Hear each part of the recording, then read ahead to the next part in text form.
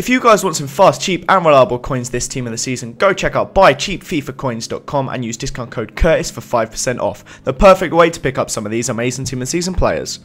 What's up guys, Curtis here and welcome to a brand new episode of Overpriced vs Affordable. Today we have two amazing players in Mario Mandzukic and Ramos. Now, this is one I was really looking forward to record. I'm going to be honest with you guys.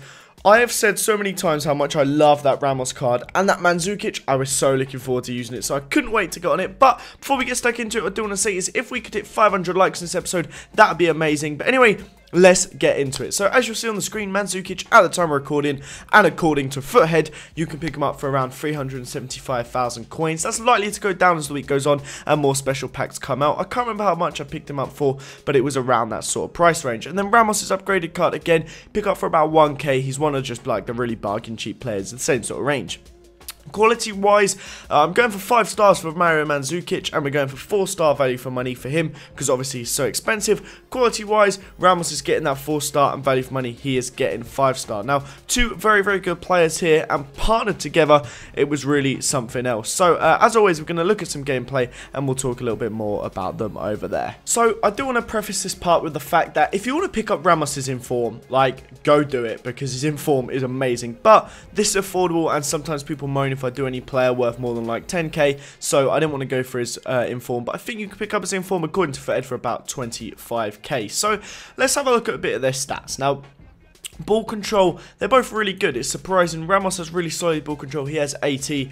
Mandzukic has 86. Both really solid. And obviously for the aerial abilities, that's what these two have. Let's just get that out of the way now. These two are best in the air. So if you're putting them in a 4-3-3 or any like one striker crossing based formation, they're great. Or, as I ended up doing, putting them in a 4-4-2, where they're just both playing off each other. They're brilliant. So, sprint speed-wise, they're both actually really effective. Mandzukic has 81 pace, which for a relatively tall striker, 6'1", based like in the air, that's pretty decent. He's got a lot of strength for his 88 strength, but to also have 81 acceleration and 83 sprint speed, which I don't know how that makes 81 pace, but somehow it does. That's really solid. And Ramos is, again, very similar.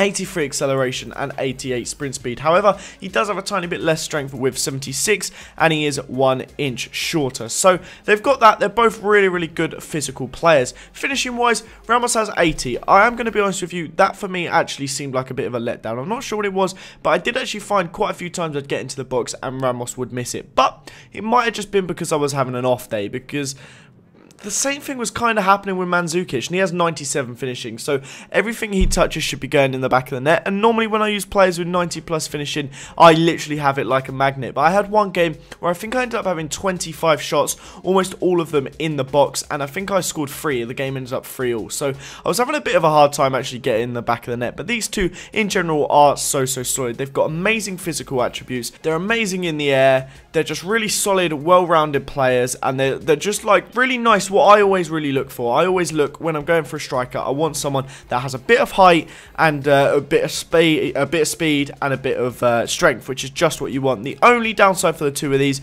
is that they both have 3-star weak foot and 3-star skill moves. For me, I want 4-star skill moves. That's the only downside, but two very good players here. But if you do have to pick one, I will tell you to pick the team of season Mario Mandzukic. Not very often that I actually say go out and splash the cash if it's over like 100k or so, but this one, Mario Mandzukic, definitely go pick up that 375k player there, because he is just such a solid Bundesliga one. And I can imagine if you stuck him even with an Aubameyang next to him, to have the height and the pace next to each other would be amazing. But that is again this Overpriced vs Affordable. Let me know who else you'd like to see me do in this week's team of the season, the Bundesliga one. Didn't really want to do Lewandowski. I feel like everyone has done stuff with him. To be honest, there's not really that many good players for Overpriced vs Affordables this week. But let me know down below if there's anyone in particular you'd like to see me do.